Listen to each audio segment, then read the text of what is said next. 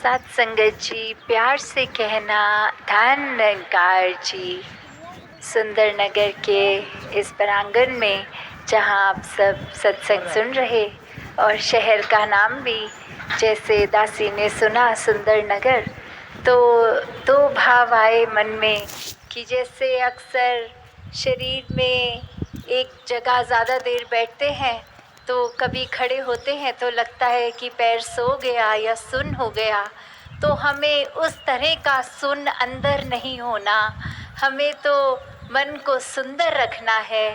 तो ये सुंदर नगर वाकई ही जहाँ मनों में सबकी खूबसूरती बनी रहे, इस दातार इस निराकार से जुड़कर, वहीं साथ में ये सुंदरता पूरे विश्व तक हर एक ने पहुंचानी है। ये ब्रह्म ज्ञान की ज्योति, ये रोशनी जो खुद को हर एक को मिली है, उसको घर घर पहुंचाना है। किस प्रकार जब कोई हम देखते हैं सामने वाला इंसान, उसको कैसे हर एक में इस परमात्मा का रूप दिखता है। जब ये निरंकार की पहचान, इस परमात्मा की पहचान हो जाती है और जब वो रूप दिख जाता है तो किसी से नफ़रत का भाव नहीं रहता, हर कोई अपना महसूस होता है। तो जिस तरह अगर कहीं आग जल रही हो, उसको अगर हम सोचें कैसे बुझाना है, तो आग तो बुझाती नहीं है। अभी जैसे वर्षा भी हो रही है तो आग को बुझाने के लिए पानी का ही काम एक होता है, वही आग को बुझा सकता है।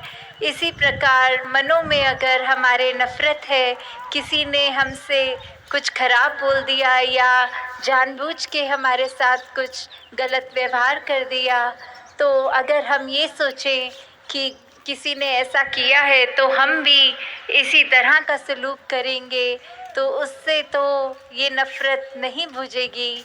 नफ़रत तो सिर्फ प्यार से बुझती है। तो जहाँ हर एक का मन का भाव वो रहे कि प्यार ही प्यार पूरे संसार में फैलाना है, चाहे वो अपने घर वाले हों, चाहे कोई कामकाज, स्कूल, जहाँ जहाँ भी हम किसी को अड़ोसी पड़ोसी जानते हों, ये एक छोटे से दायरे से प्यार शुरू होते हुए ये पूरे मोहल्ले में, ये पूरे शहर में, ये पूरे देश में, पूरे संसार में फिर ये प्यार फैलना, ये हमारे द्वारा ये शुरुआत करके हर एक तक पहुंचनी वो संभव हो जाती है। कैसे हम जब इस संसार में आए हैं तो बहुत ही हमारी जिम्मेवारियां होती हैं घर वालों के प्रति, समाज के प्रति, जहाँ वो सब अपने कर्तव्यों को निभाते हुए ही भक्ति करनी है। और कभी भी अगर लगता है कि कोई सिचुएशन इतनी मुश्किल होती है कि अपनी जिम्मेवारियों को ही छोड़ दें, तो उस समय ये भक्त कभी भक्ति नहीं कर रहा होता, क्योंकि गृहस्थ और समाज में ही निभाते हुए सारे अपने कार्य ही भक्ति करनी संभव होती है। जिस तरह उदाहरण भी देखें तो अगर कोई फौज में है तो अगर वो अपनी जिम्मेवारी से, अपनी ड्यूटी पॉइंट से हट के भाग जाता है तो उसको शाबाशी तो नहीं मिलती। तो उसी प्रकार अगर कोई अपनी जगह पर खड़ा है, अपने एक ड्यूटी को अच्छे से निभा रहा है, वो ही मुबारकबाद का पात्र होता है। वैसे ही हर एक से, जहाँ हमने घर वालों को भी अगर हों, सिर्फ उनके लिए नहीं, हर एक के लिए, कि हर एक के लिए हम इंसान हैं और सामने वाला भी इंसान है, तो ये एक परमात्मा की ही अंश हम में भी है, उनमें भी है। तो सभी से उस रूप में पूरे संसार के लिए कर्तव्य बन जाता है कि हम एक अपने उत्तरदायित्व भी निभाते चलते जाएं।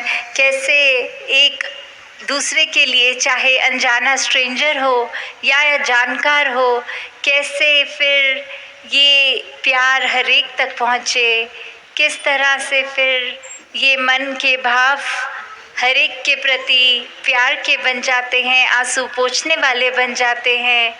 तो हर एक के लिए जहाँ हम तत्परस्त रहेंगे सेवा रूप से, अपने शरीर से, चाहे कोई भी सेवा एक अगर बल है तो भी वो बल इस परमात्मा ने ही दिया है।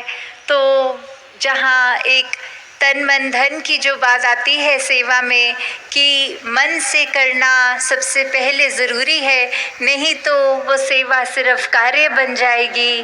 तो कैसे हर एक के लिए हम पहले अपने मन का अहंकार मिटा के वो पूरे ही समाज के लिए सेवा कर सकें किसी भी रूप में। वहीं अपनी स्पिरिचुअलिटी को अगर हम देखते हैं तो उसमें भी इजाफा युगों युगों से जो भी संतों ने कहा है कि ये माया का रूप, ये पूरा संसार, इसने तो क्षणभंगुर की तरह अभी है, अगले पल वो वस्तु नहीं है जीवन में, तो ये तो आने जाने वाली है, इसने सदैव स्थिर नहीं रहना। स्थिर तो हमेशा ये परमात्मा ही होता है जो ये धरती की रचना से पहले भी था। अब धरती जब भी खत्म होगी उसके बाद भी इस परमात्मा ने रहना है। तो कैसे जब इस स्थिर परमात्मा को जानकर, इससे प्यार करके, इस पे विश्वास करके इसके ऊपर एक अडिग रहते हैं, वैसे ही हम अपने जीवन में जब ये मजबूती, ये सहजता को, ये स्थिरता को प्राप्त कर लेते हैं तो सारे ही कार्य हमारे एक बखूबी स्वयं ही निभ जाते हैं।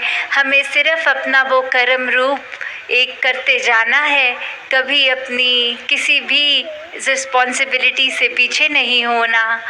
तो दातार कृपा करे, जहाँ हर कोई इस संसार में आया है और मनुष्य होने का परम लक्ष्य ही ये कि अपनी पहचान कर लो कि आए हो इस शरीर में, तो ये शरीर ही पहचान नहीं है, असली पहचान तो ये आत्मा की पहचान जो इस परमात्मा का अंश है।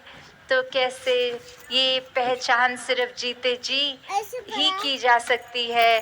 अक्सर इंसान सोचता है कि अभी बाल अवस्था है, अभी भक्ति की उम्र नहीं है, अभी तो खेलने कूदने की उम्र है, फिर नौजवानी का समय तो और लगता है कि चलो अभी काम काज, एक परिवार की जिम्मेवारी का समय है, फिर जब बुढ़ापा आएगा तो कर लेंगे भक्ति। पर सच्चाई तो ये है, किसी को नहीं पता कि हमारे श्वास कितने हैं। तो ये जब आँख खुले तब सवेरा, जब जिसके मन में वो क्यूरियोसिटी, वो प्रभु परमात्मा को जानने की एक ये इच्छा जाहिर हो, वो ही समय मुबारक समय है, चाहे बचपन हो, जवानी हो, बुढ़ापा हो। तो दातार सभी पे कृपा करे। दासी इन्हीं शब्दों से आपसे आज्ञा लेगी। साथ संगत जी, धन रंगा जी। माता जी के वीडियो देखने करे सब्सक्राइब करना ना भूले। महापुरुषों धन्यवाद जी।